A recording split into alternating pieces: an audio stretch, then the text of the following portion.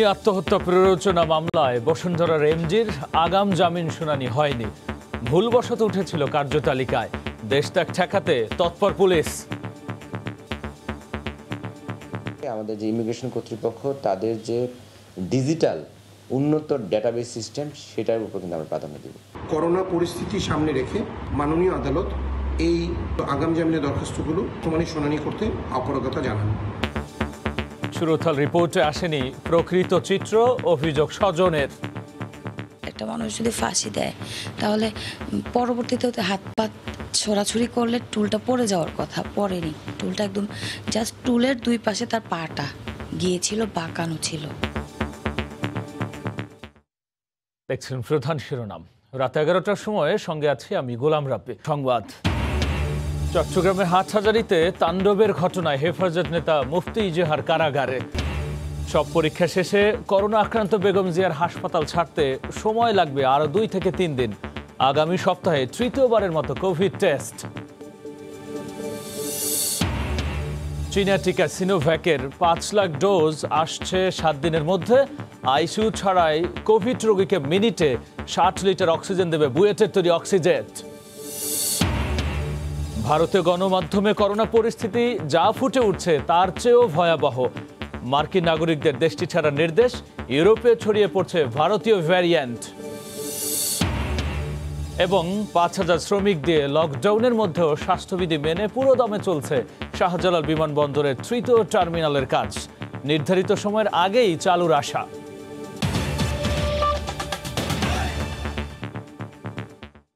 বসুন্ধরার এমডি সায়েম সোবহান আনভিরের আগাম জামিন আবেদনের শুনানি হয়নি। মুনিয়া আত্মহত্যার প্ররোচনা মামলার জামিন আবেদন কার্যতালিকায় ভুলবশত উঠেছিল বলে জানিয়েছেন আদালত।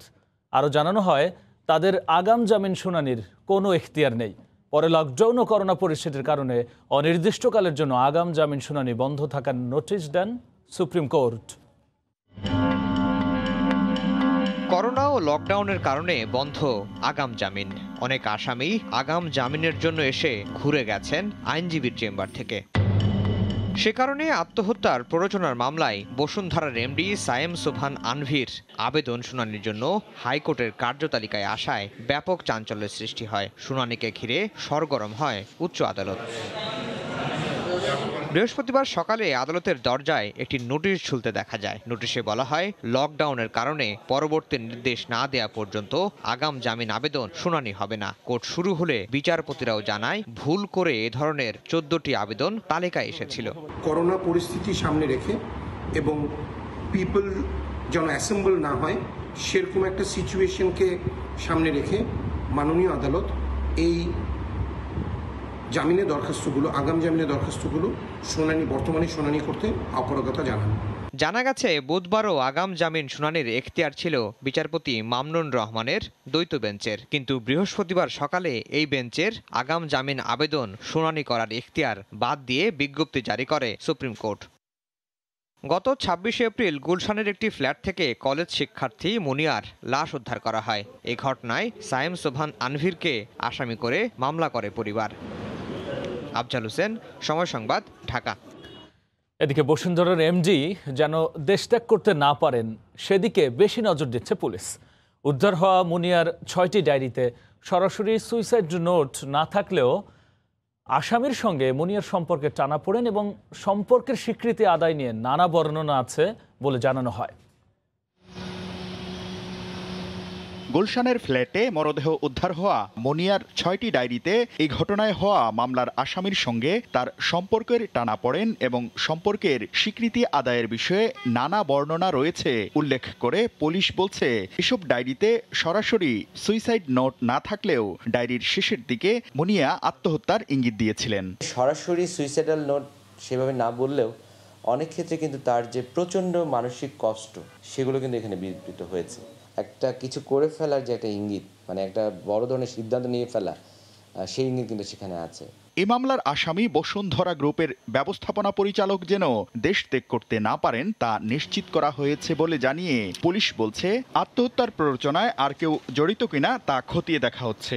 তার যে 2টো পাসপোর্ট ধারী এই ধরনের কোনো ব্যক্তি 26 কিংবা 27 তিনি বাংলাদেশ ত্যাগ করেননি। আমরা ইমিগ্রেশন কর্তৃপক্ষের যে বক্তব্য সেটাকে আমরা প্রণিধানযোগ্য হিসেবে নিচ্ছি। এদিকে সুরত হালের সময় উপস্থিত থাকা মুনিয়ার বোনের দাবি এটি হত্যাকাণ্ড। একটা মানুষ যদি ফাঁসি দেয় তাহলে পরবর্তীতে ওতে হাত পা ছোড়াছুড়ি করলে টুলটা পড়ে যাওয়ার কথা, পড়েনি। টুলটা একদম জাস্ট টুলের দুই পাশে তার পাটা গিয়েছিল, বাঁকানো ছিল, বিছানাটা খুব পরিপাটি ছিল। প্রশাসন কেন এখনো দেশে থাকার সত্ত্বেও ওনাকে গ্রেপ্তার করতে পারছে না, আসলে এটা জাতিও জানতে চায়, সমস্ত জনগণ জানতে চায়। এই ঘটনার সুষ্ঠু বিচারের জন্য রাষ্ট্রের সর্বোচ্চ পর্যায়ের সহযোগিতা আশা করেন তিনি। শাকির আহমেদ, সময় সংবাদ, ঢাকা। অন্য প্রসঙ্গ, চট্টগ্রামে হাটহাজারীতে সহিংসতার মামলায় গ্রেফতার হেফাজত নেতা মুফতি হারুন ইজাহারকে কারাগারে পাঠানোর নির্দেশ দিয়েছেন আদালত। সন্ধ্যায় সিনিয়র জুডিশিয়াল ম্যাজিস্ট্রেট আদালতের বিচারক সঞ্জিদা সুলতানা এ আদেশ দেন। গত রাতে নগরীর লালখান বাজার মাদ্রাসা থেকে মুফতি হারুন ইজাহারকে গ্রেফতার করে আইন শৃঙ্খলা রক্ষা বাহিনী। সন্ধ্যায় র্যাব ও পুলিশের কড়া নিরাপত্তায় তাকে আদালতে নিয়ে আসা হয়। এ সময় মুফতি হারুন ইজাহারকে গাড়ি থেকে বের করা হয়নি। হারুন ইজাহার সদ্য বিলুপ্ত হেফাজত ইসলামের শিক্ষা ও সংস্কৃতি বিষয়ক সম্পাদক ছিলেন। সম্প্রতি হেফাজতে তাণ্ডবের ঘটনায় সংশ্লিষ্টতা সহ আগের কয়েকটি নাশকতার অভিযোগ রয়েছে হারুন ইজাহারের বিরুদ্ধে। 2009 সালের নভেম্বরে লালখান বাজারের জমিয়াতুল উলুম আল ইসলামিয়া মাদ্রাসার পেছনের পাহাড় থেকে লস্করি তৈয়বার সন্দেহভাজন 2 বিদেশি জঙ্গি সহ গ্রেফতার করা হয়েছিল এ হারুনকে।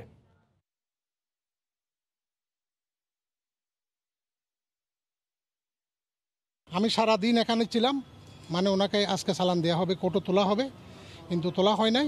এখন তো রাত 8টা, সোয়া 8টা হচ্ছে। তো এমন অবস্থায় সিডিওবলি মূলে হারুন সাহেবকে জেলে পাঠানোর জন্য আদেশ দেওয়া হয়েছে। বাদবাকি যেটা আইনি প্রক্রিয়া সেটা আমরা আগামীকাল বা ওপেনিং ডেটে করবো ইনশাল্লাহ। সম্প্রতি হেফাজতের তাণ্ডবের ভিডিও ফুটেজ দেখেই জড়িতদের গ্রেফতার করা হচ্ছে বলে জানিয়েছেন আওয়ামী লীগ সাধারণ সম্পাদক ওবায়দুল কাদের। সকালে এক ভার্চুয়াল সভায় বক্তব্য রাখেন তিনি। অভিযুক্তদের গ্রেফতার নিয়ে কল্পকাহিনী তৈরির কোনো সুযোগ নেই বলে মন্তব্য করেন ওবায়দুল কাদের। যারা ভিডিও ফুটেজে যাদের ছবি আছে সেটা দেখেই কিন্তু গ্রেপ্তার করা হচ্ছে। কোনো আলেম ওলামাকে যারা নিরীহ তারা হেফাজত করলো, হেফাজতের সবাই যে জ্বালাও পোড়াওতে বিশ্বাসী নয় একথা হেফাজত নেতাদেরও অনেকে বলেছেন ইতিমধ্যে। কাজে যারা জ্বালাও পোড়াও করে তাদের ভিডিও ফুটেজ আছে, ভিডিও ফুটেজ দেখে গ্রেপ্তার করা হচ্ছে, আলেম ওলামা দেখে নয়। এদিকে সারা দেশে নৈরাজ্য সৃষ্টি ও জঙ্গিবাদের অভিযোগ এনে হেফাজতে ইসলাম নিষিদ্ধ করার দাবি জানিয়েছেন বাংলাদেশ ইসলামী ফ্রন্ট। একই সঙ্গে যুদ্ধাপরাধের অভিযোগ এনে ট্রাইব্যুনালে তাদের বিচার সহ 7 দফা দাবি তুলে ধরা হয়। সকালে চট্টগ্রাম প্রেস ক্লাবে সংবাদ সম্মেলন করে ওই সংগঠনটি। শফিকুল আলম, বাংলাদেশ ইসলামী ফ্রন্ট। এ সময় দাবি জানানো হয় হেফাজতে ইসলামকে নিষিদ্ধ করার। নৈতিক স্খলন ও জঙ্গিবাদী কর্মকাণ্ডে যুক্ত হেফাজতকে অবশ্যই নিষিদ্ধ করতে হবে। তাদের কমিটি বিলুপ্ত বা নতুন কমিটি করে ইতিপূর্বে সংগঠিত জঙ্গিবাদী অপরাধকে মার্জনা করা যাবে না। আর ইসলামী শিক্ষা ব্যবস্থাকে একই স্রোতে আনার দাবির পাশাপাশি কওমি সনদ বাতিলের দাবিও জানান। পাশাপাশি জঙ্গিবাদের অভিযোগও আনা হয় হেফাজতের বিরুদ্ধে। এই দেশের মধ্যে একটা সাম্প্রদায়িক দাঙ্গা হইতে পারে, মুসলমানদের মধ্যে বিভক্ত তৈরি হতে পারে, যে কোনো অনাকাঙ্ক্ষিত পরিস্থিতি তৈরি হতে পারে। এই কারণে আমরা মনে করছি একটা দেশের মধ্যে 2 ধরনের ইসলামী শিক্ষা ব্যবস্থা থাকতে পারে না। এই কৌমিরাই, এই হেফাজতিরাই বিভিন্ন জায়গায় এই কৌমি মাদ্রাসাগুলো ব্যাঙ্গের ছাতার মতো কৌমি মাদ্রাসা প্রতিষ্ঠা করে এক যুগে তারা দেশে বিশৃঙ্খলা সৃষ্টি করছে। 2010 সালে হেফাজত ইসলাম গঠন করে আলোচনায় আসে আল্লামা আহমদ শফি। গত বছর সেপ্টেম্বরে তার মৃত্যুর পর দায়িত্ব নেন জুনায়েদ বাবুনগরী। আবারও মাথা ছেড়ে দিয়ে না। শফিকুল আলম, সময় সংবাদ।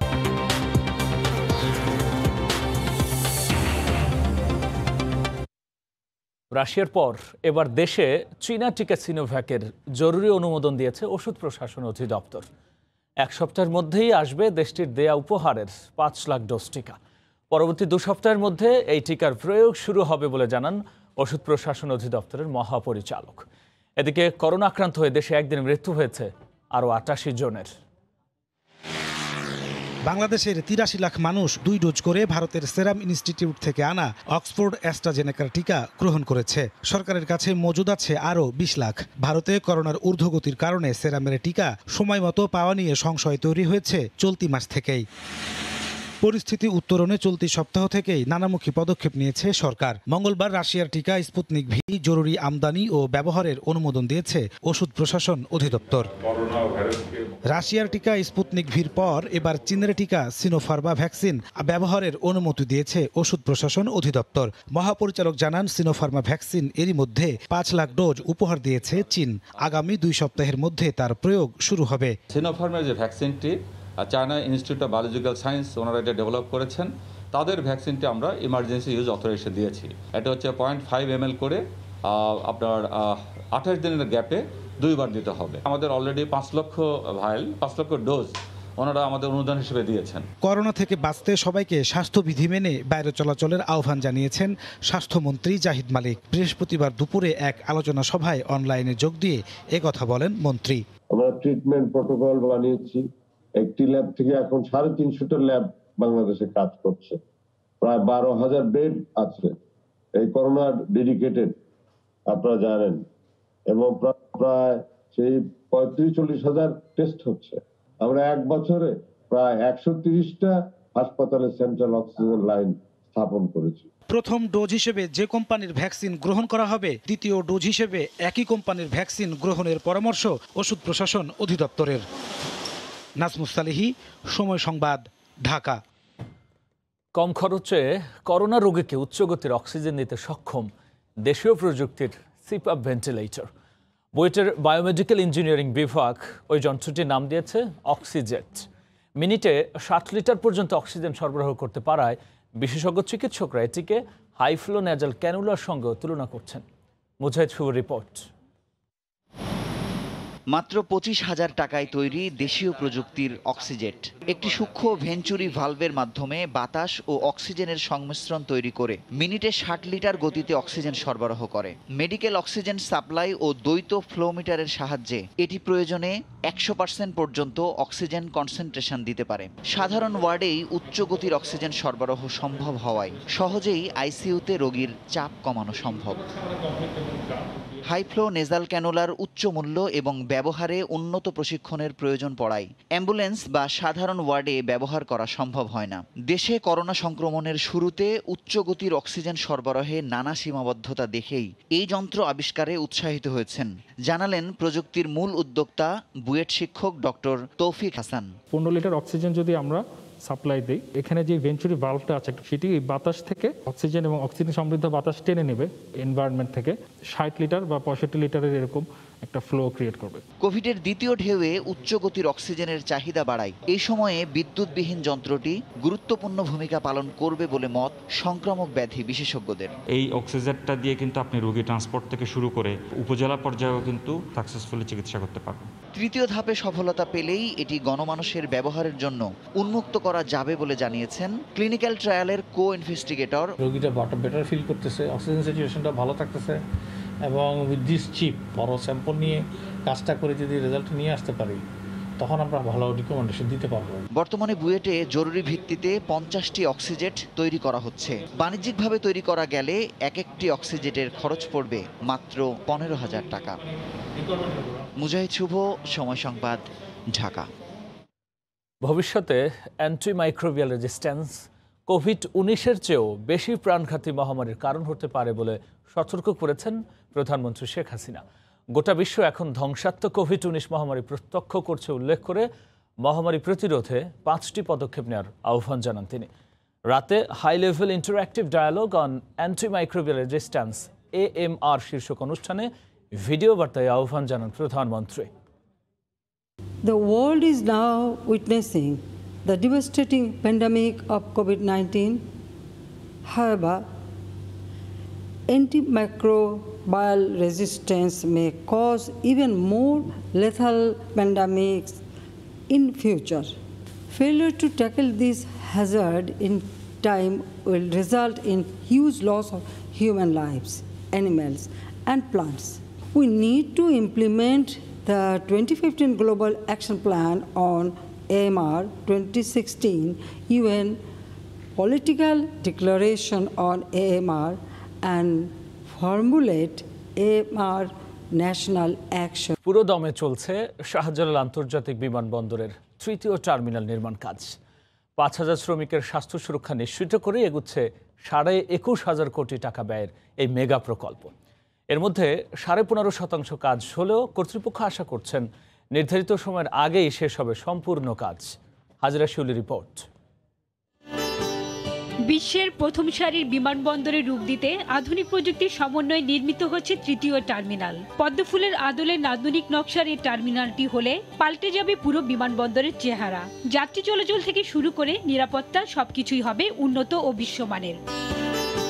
২৬টি বোর্ডিং ব্রিজের মধ্যে প্রথম ধাপে নির্মিত হবে ১২টি। থাকবে ১৬টি লাগেজ বেল্ট, বহুতল কার পার্কিং, উড়োজাহাজ রাখার ৩৫টি পার্কিং বে, ২টি র্যাপিড এক্সিট ট্যাক্সিওয়ে, অত্যাধুনিক অগ্নি নির্বাপন ব্যবস্থা, এক্সিলেটর ও বিদ্যুতের সাবস্টেশন সহ বিশ্বমানের সব সুযোগ সুবিধা। আমদানি ও রফতানির জন্য থাকবে সুপরিসর কার্গো ভিলেজ। টার্মিনালটি সম্পূর্ণ স্বয়ংক্রিয়ভাবে পরিচালিত হওয়ায় দূর হবে যাত্রী হয়রানি ও ভোগান্তি। আর বাংলাদেশ হয়ে উঠবে এ অঞ্চলে আকাশপথে যোগাযোগের অন্যতম কেন্দ্রস্থল। আমাদের এখানে গ্রাউন্ড হ্যান্ডলিং ফ্যাসিলিটিস, আমাদের এখানে এয়ার পার্কিং ফ্যাসিলিটিস বাড়বে, আরো বেশি পরিমাণে আমাদের এয়ার কানেক্টিভিটি বাড়বে। বিমানবন্দরের ভিভিআইপি টার্মিনালের দক্ষিণ পূর্ব কোণে বলাকা ভবনের পাশে ৩৫০ একর জমির ওপর চলছে তৃতীয় টার্মিনাল নির্মাণের কর্মযজ্ঞ। ইতিমধ্যে শেষ হয়েছে টার্মিনাল ভবনের পাইলিং, দাঁড়িয়ে গেছে ভিত। করোনা মহামারীতেও প্রকল্পের কাজ সচল রাখতে নেওয়া হয়েছে বিশেষ ব্যবস্থা। ক্যাম্পে আমাদের থাকার ব্যবস্থা অনেক ভালো, স্পেশালি থেকে আমরা রাত্রে রাত যাপন করি। আমাদের কোভিড-19 চেক করা হইতেছে। যদি কোনো ধরনের প্রবলেম হয় যে কারো পজিটিভ আসে, সেক্ষেত্রে আমরা ইমিডিয়েটলি আইসোলেট করে নিচ্ছি। লকডাউনের কারণে প্রকল্পের সঙ্গে যুক্ত অনেক বিদেশি প্রকৌশলী ও পরামর্শক আসতে না পারলেও অনলাইনে যোগাযোগের কারণে কাজের গতি কমেনি বলে জানালেন সিভিল এভিয়েশন চেয়ারম্যান। টার্মিনাল ভবনের পাশাপাশি আমাদের যে রানওয়ের সাথে কানেক্টিং যে ট্যাক্সি ট্রাক অতিরিক্ত করা হয়েছে, ওই দুটা কাজ প্রায় শেষ পর্যায়ে আছে। আমাদের এক্সপোর্ট ইম্পোর্ট কার্গো টার্মিনালের পাইলিংয়ের কাজগুলো এখন চলতেছে। অলরেডি প্রায় 15%-এর উপরে 15.5%-এর মতো কাজ হয়ে গেছে। তৃতীয় টার্মিনাল হলে বছরে ২ কোটি যাত্রীকে সেবা দিতে পারবে আন্তর্জাতিক এই বিমানবন্দর। হাজরা শিউলি, সময় সংবাদ, ঢাকা। রাত ১১টার সময় আরও থাকছে। ২ মাসের নিষেধাজ্ঞা শেষে কাল নদীতে মাছ শিকার প্রস্তুত জেলেরা। ঝাঁকে ঝাঁকে রূপালী ইলিশ পাওয়ার স্বপ্ন। লক্ষ্যমাত্রা ছাড়িয়ে যাবে আশা মৎস্য বিভাগের। 60% পর্যন্ত তেল সাশ্রয়ী 3 লেয়ার বিশিষ্ট বিভিন্ন ডিজাইনের টপার ননস্টিক কুকওয়্যার। গণপরিবহন চালুর দাবিতে রাজধানীর গাবতলীতে সড়ক অবরোধ করে বিক্ষোভ করেছেন পরিবহন শ্রমিকরা। সকালে গাবতলী বাস টার্মিনালের সামনে অবস্থান নেন তারা। এদিকে স্বাস্থ্যবিধি মেনে গণপরিবহন চালু সহ 4 দফা দাবি জানিয়েছে বাস ট্রাক ওনার্স অ্যাসোসিয়েশন। করোনার দ্বিতীয় ঢেউয়ে সর্বাত্মক লকডাউনে টানা বন্ধ রয়েছে গণপরিবহন। গাড়ির চাকা না ঘোরায় সবচেয়ে খারাপ অবস্থায় আছেন এই খাতের শ্রমিকরা। বন্ধ রয়েছে বেতন সহ সব ধরনের উপার্জন। এ অবস্থায় অনেকটা বাধ্য হয়ে গণপরিবহন শ্রমিকরাই রাস্তায় নেমে এসেছে। বৃহস্পতিবার সকালে গাবতলীতে সড়ক অবরোধ করে কয়েকশো শ্রমিক। আমাদের খুব ভয়াবহ অবস্থা ভাই, আমরা তো দিন মজুর দিন কামলা, আমরা একদিন গাড়ি চালালে পরের দিন আমাদের ঘরে চুলা জ্বলে। আমরা তো কাট দিতে পারতাছি না, এজন্য আমাদেরকে খাওয়ানো দেয় না। একই সময়ে Bangladesh bus truck owners association নিজ কার্যালয়ে সংবাদ সম্মেলন করে ঈদকে সামনে রেখে কঠোর বিধিনিষেধ মেনে দ্রুত গণপরিবহন চালুর দাবি জানায়। জীবন রক্ষার জন্য যা যা করণীয় সুরক্ষা, এগুলো আমরা করে যাচ্ছি। এবার জীবিকার জন্য আমরা এই মুহূর্তে অন্যান্য দোকানপাট খোলা, অন্যান্য ব্যবসা প্রতিষ্ঠান খোলা, গার্মেন্টস খোলা এবং যাতায়াত রাস্তা ওপেন রয়েছে, মিল কারখানা খোলা। এর জন্য আমরা চাচ্ছি যে আমাদের এটা অতি সত্বর আগামীকালকে থেকে আমরা এই গণপরিবহন চালু করতে চাই। এই সময় কর্মকর্তা কর্মচারী ও শ্রমিকদের ঈদের বেতন ভাতা পরিশোধের জন্য ৫,০০০ কোটি টাকার প্রণোদনাও চেয়েছে সংগঠনটি। নিচ্ছেন ভোলার জেলেরা। কাল মধ্যরাত থেকে জাল নিয়ে আবারও মেঘনা তেঁতুলিয়ার বুকে ভেসে বেড়ানোর স্বপ্ন তাদের চোখে মুখে। এদিকে নিষেধাজ্ঞা সফল দাবি করে মাছ উৎপাদনের লক্ষ্যমাত্রা ছাড়িয়ে যাওয়ার আশা মৎস্য বিভাগের। নাসিরুদ্দিন উদ্দলের তথ্য ও উৎপল দেবনাথের ছবি নিয়ে রিপোর্ট। নদীর অভয়াশ্রমে জাটকা রক্ষা আর ইলিশ উৎপাদন বৃদ্ধির লক্ষ্যে 2 মাসের নিষেধাজ্ঞা শেষ হচ্ছে শুক্রবার মধ্যরাতে। নিষেধাজ্ঞার এ সময় কর্মহীন চিরচেনা অভাবের সাথে দেশব্যাপী লাগাতার লকডাউন জেলেদের দুর্ভোগ বাড়িয়েছে কয়েক গুণ। সামনেই পবিত্র ঈদ উল ফিতর, তার সাথে আবারও কর্মস্থল মেঘনা তেঁতুলিয়া নদীতে নামার সময় হওয়ায় অনেকটাই উজ্জীবিত জেলেপল্লীর বাসিন্দারা। পূর্ব কোনো কাম টাম পাই নাই, করতে পারি নাই, আমরা যখন খাবো সেই খাওয়ার তবিকগুলো আমারও নাই। যদি নদীতে নামার পরে আল্লাহ মাছ দেয়, আমাকে কামাই দেয়, তাহলে আমরা এই ঋণ শোধ দিতে পারব।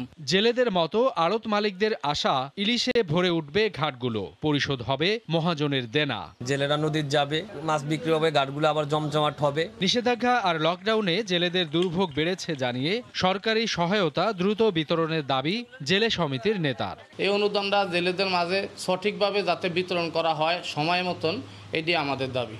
এদিকে মৎস্য বিভাগের দাবি অভয়াশ্রমের নিষেধাজ্ঞা সফল হওয়ায় মাছের উৎপাদন বাড়বে। আশা করছি আগামীতে আমাদের ইলিশের উৎপাদন এই অভিযান বাস্তবায়নের ফলে এটা আরো বেশি হবে। জাটকা সংরক্ষণ অভিযান চলাকালে প্রথম 2 কিস্তিতে জেলার ৭৮,০০০ জেলেকে 40 কেজি করে খাদ্য সহায়তা দেয়া হয়। তবে এপ্রিল মে 2 মাসের জন্য 40 কেজি করে খাদ্য সহায়তা বরাদ্দ হলেও তা বিতরণ শুরু হয়নি। সময় সংবাদ, ভোলা।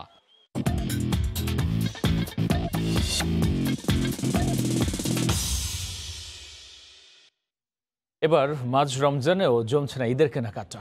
রাজধানী নিউ মার্কেটেও দোকান খুলে ক্রেতার অপেক্ষায় থাকতে হচ্ছে বিক্রেতাদের। আর ভালো বিক্রির প্রস্তুতি নিয়ে বড় লোকসানের আশঙ্কা রয়েছেন অনেকেই।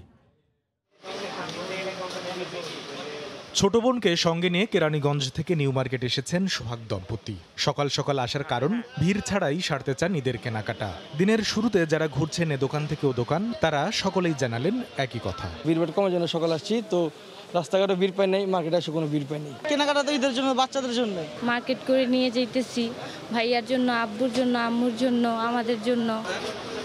সময় গড়ানোর সঙ্গে সঙ্গে নিউ মার্কেটে বাড়তে থাকে ক্রেতা সমাগম। তারপরও নেই কেনাকাটার চিরচেনা সেই ব্যস্ততা। এই টাইমে আমাদের মার্কেটে ভরপুর কাস্টমার থাকে। 16 রমজান যাচ্ছে, লকডাউনের কারণে মানুষ দূরে দূরান্ত থেকে আসতে পারতেছে, এই জন্য মার্কেটে কাস্টমারই নেই। শুধু যে আমাদের এই ঢাকার কাস্টমার এটা না, ডিস্ট্রিক্ট কাস্টমার এগুলো তো আসতেছে না। এখন আছে টুকটাক, তেমনটা না, হিসাবে আমাদের খরচ ওঠে না। ভালো একটা বিক্রির চিন্তা চেতনা আসছিলাম, কিন্তু সেটা তো হয় না, বড় অঙ্কের একটা লস হইতেছে আমাদের। মার্কেট কর্তৃপক্ষ বলছেন এবার রমজানে বেচাকেনা নেই বললেই চলে।